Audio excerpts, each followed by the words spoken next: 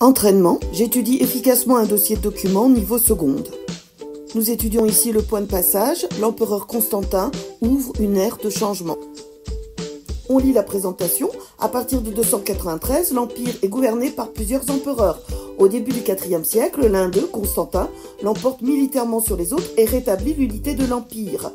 On voit que l'Empire est déjà affaibli politiquement. Durant son règne, il autorise la religion chrétienne et renforce l'Est de l'Empire confronté aux menaces extérieures. Quels sont les changements apportés par Constantin à l'Empire dans le domaine religieux et territorial? Question 1, chronologie et document 2. Quelle est la situation politique de l'Empire à la date de l'édit? Constantin est vainqueur de son rival Maxence en 312 et il est empereur de l'Occident alors que Licinius est empereur d'Orient. Ce n'est qu'en 395 après Jésus-Christ que l'Empire est divisé officiellement entre Empire d'Occident, Empire d'Orient, mais on voit que l'Empire ne peut plus être géré par un seul empereur dès 312. En 313, Constantin promulgue l'édit de tolérance de Milan. Ce qui est toléré, c'est la religion chrétienne qui jusque-là était interdite. En effet, les chrétiens étant monothéistes, ils refusaient le culte de l'empereur. Or, pour les Romains polythéistes, la seule obligation en termes religieux, c'était de pratiquer ce culte de l'empereur. Donc le christianisme n'est pas interdit par principe, mais plutôt pour des raisons politiques. Question 2, document 2, comment Constantin justifie-t-il l'autorisation du christianisme? Si on regarde l'édit de Milan, on voit que l'idée c'est de donner aux chrétiens comme aux autres la liberté de pratiquer la religion qu'ils préfèrent. Cependant, dans la réalité, les chrétiens, malgré les persécutions, malgré les nombreux martyrs, ont connu beaucoup de succès, en particulier dans les villes. L'Empire étant fragilisé, c'est important d'avoir le soutien des chrétiens. Et c'est pour ça que la religion chrétienne est acceptée, tolérée par Constantin. Ce texte provient d'un auteur qui raconte la vie de Constantin et dont on peut supposer qu'il est plutôt favorable à Constantin. Donc selon lui, Constantin réunit les évêques parce que ces derniers étaient très divisés et Constantin s'oppose comme celui qui va réussir à unir les chrétiens et à leur permettre de fixer le dogme, c'est-à-dire l'ensemble de leurs croyances. Ce dessin représente Constantin qui préside le concile de Nicée.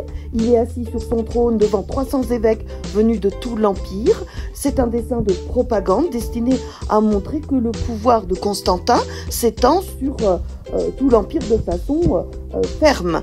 Alors que dans la réalité, il a des rivaux et qu'il lui est difficile de gérer l'ensemble de l'Empire qu'il doit partager avec Licinius. Question 4, documents 5 et 6. Quels sont les avantages commerciaux, militaires et religieux fournis par la nouvelle localisation de Constantinople?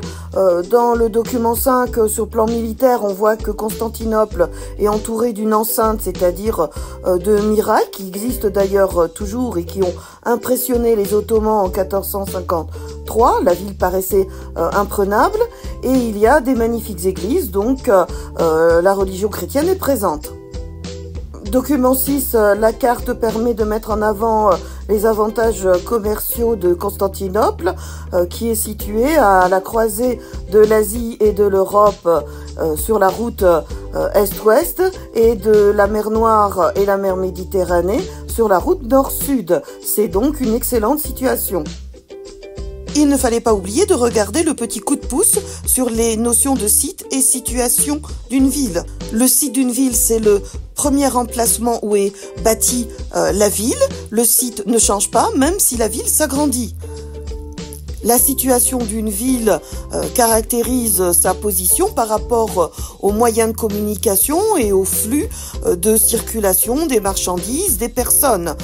La situation est une notion donc relative, elle peut changer selon les époques. Dans l'Antiquité, Constantinople a une excellente situation puisque la Méditerranée est la grande mer des échanges à l'époque. Aujourd'hui, c'est plutôt le Pacifique.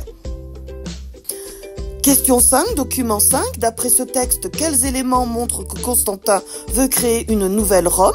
Donc Rome, c'est la capitale de l'Empire romain d'Occident.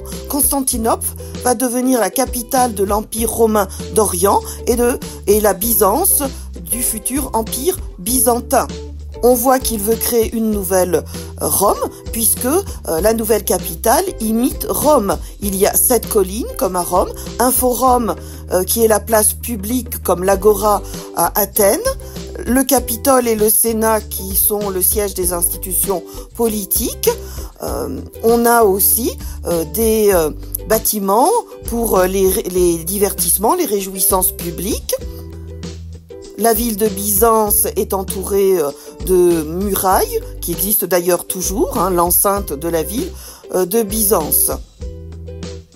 En conclusion, on peut dire que Constantin, qui s'est converti à la fin de sa vie au christianisme, est le premier empereur romain à avoir toléré le christianisme et mis fin aux persécutions chrétiennes.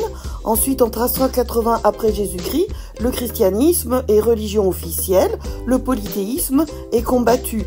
L'Empire romain devient chrétien.